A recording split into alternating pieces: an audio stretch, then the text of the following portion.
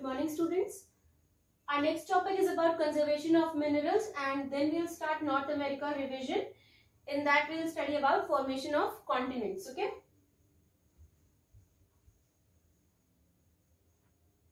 What is conservation of minerals, children? Conservation of minerals means conserving the minerals.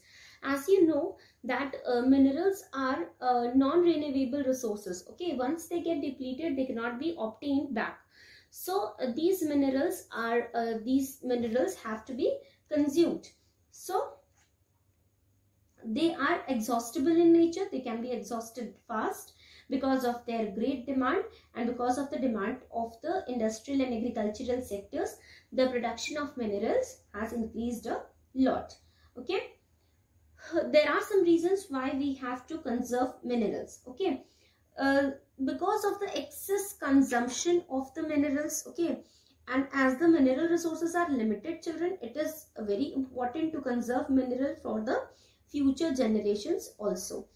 And listen, children, you can switch to the resources which are renewable, which are non-exhaustible in nature, like the solar power, wind power, hydroelectricity. These are the resources which are non-exhaustible in nature. Okay, these are available in abundant. You can use it abundantly, and you can switch on to these resources. Okay. So the production of mineral is also increased because of the modern method of surveying. Okay, and the number of minerals, they can be, what are the ways by which we can conserve minerals? There are number of minerals which can be recycled, they can be reused. Okay, then scrap iron is used by many steel plants also. Okay, minerals also can be conserved by using their substitutes, like biofuels produce energy instead of using thermal power, and they save coal and petroleum. Fuel minerals, they can be saved by avoiding the wastage and bringing efficiency in mining technology. Okay, so this by this topic, the revision of the chapter mineral is complete. Okay, the topics which I have explained you have to study those topics, but answers you have to study all the answers you have to study carefully, children.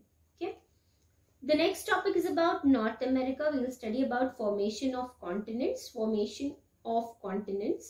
See, Earth was very hot. It was extremely hot with no life on it more than 220 million years ago. And as the time passed, the more hot molten magma which comes out during volcanic eruption, okay, it began to cool and form rocks. Then they later broke into pieces, and some of them they turned into soil. The large piece of rock was known as supercontinent. It was supercontinent known as Pangaea was formed. Pangaea means all land. Then including the water mass, it is called Panthalassa. It means primordial oceans. Okay. Then Pangaea began to break. Then large chunk of the supercontinent began to separate apart. Then North America and Africa was formed due to its first break. Okay, and by the first break, North America, Africa and Atlantic Ocean was formed. And by the second break, East Africa, India and Australia and South Indian Ocean was formed. Now, children, you need to know this, that the splitting and drifting, okay, the separating of the continent, it never stopped.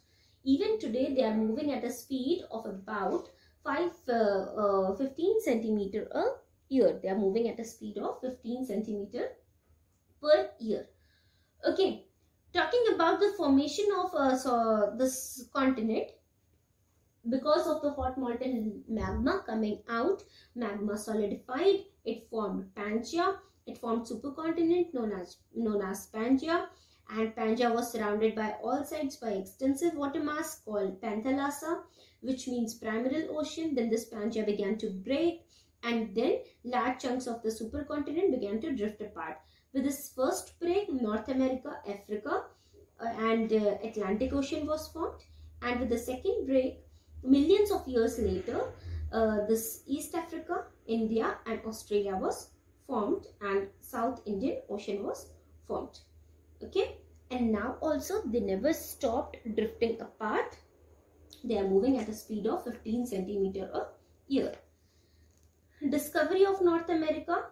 The next topic, you know that this North America is the third largest continent of the world, and in 1492, as I told you, this was discovered by Christopher Columbus. It was discovered accidentally. Why I'm telling you accidentally? Because when he was in his exploration journey, he mistook India.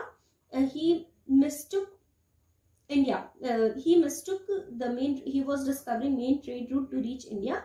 He mistook North America as India. And then he was the first one to reach North America. And then we also believe that this continent was first visited by Vikings. But this continent, it got its real identification as North America in 1507 by an Italian explorer, Amerigo Vespucci. Okay. And there, when he landed on this continent, and then many European nations' children like France, Holland, Britain, and Spain, after this, they came and they established their settlements here. Okay.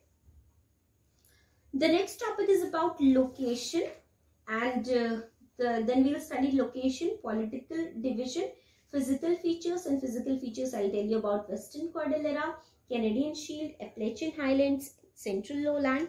Okay, we will study in details this topic, children. Then in case study, then we will study about lakes and rivers of North America, highest peak of North America.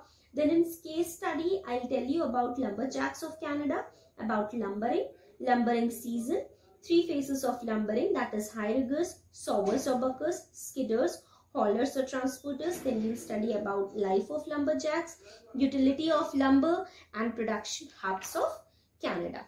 Okay, I'll give you the complete revision of this topic, and after which I'll give you some revision classes, some questions to do as a revision for your better preparation till then. So please look into these revision classes or revision videos.